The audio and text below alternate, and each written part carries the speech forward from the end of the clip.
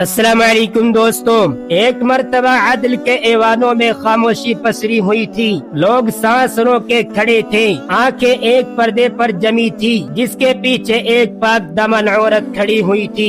سامنے تخت پر دو قاضی بیٹھے ہوئے تھے، قاضی بھی وہ جن کے فیصلوں سے شہر کا شہر لرزتا تھا، لیکن کوئی نہیں جانتا تھا کہ اسی مجمع میں ایک کم عمر خاموش گہری نگاہوں والا لڑکا کھڑا ہے جن کا نام حضرت دانیال علیہ السلام ہے۔ وہی دانیال جن کی زبان سے نکلنے والا ایک سوال باطل کو چیر دے گا، جھوٹے قاضیوں کو ننگا کر دے گا اور بخت نصر کے دربار میں عدل کی بنیاد رکھ دے گا۔ دوستو، یہ قصہ ہے طاقت کے غرور، خواہش کے فتنہ اور حق کی فتح کا۔ یہ اس زمانے کی بات ہے جب شہر بابل دنیا کا سب سے عظیم شہر تھا۔ اونچی فصلیں، نیلے رنگ کے دروازے، سونے سے مزین معبد اور قانون کے نام پر سخت فیصلے۔ اس سلطنت کا بادشاہ تھا بخت نصر، طاقتور، ذہین، مگر اپنے اقتدار پر نازا تھا۔ وہ جانتا تھا کہ سلطنت صرف تلوار سے نہیں چلتی بلکہ عدل سے قائم رہتی ہے۔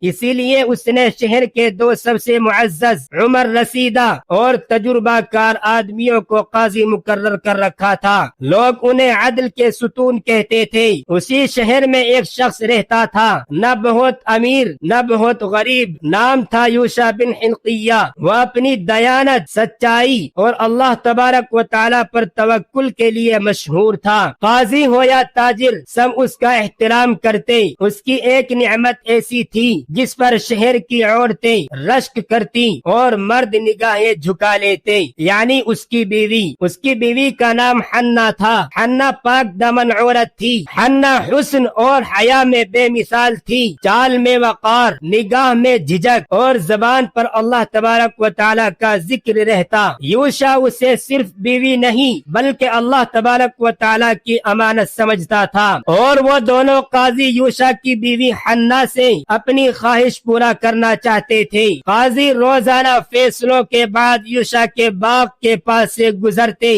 وہاں حنا کبھی پانی بھرتی، کبھی درختوں کی دیکھ بھال کرتی۔ شروع میں نگاہیں جھک جاتی، پھر ٹہرتی گئی، پھر دلوں میں وسوسے پیدا ہونے لگے۔ ایک قاضی نے کہا، ہم اللہ کے قانون کے محافظ ہیں، ہمیں کیا خطرہ ہے؟ دوسرے نے کہا، اگر وہ نہ مانی تو الزام لگا دیں گے۔ یہی وہ لمحہ تھا جب قاضی کی کرسی شہوت کی کرسی بن گئی تھی۔ ایک دن دونوں قاضی اکیلے میں ملے۔ ایک نے دھیمی آواز میں کہا، ہم بوڑھے ہو چکے ہیں مگر دل اب بھی زندہ ہیں۔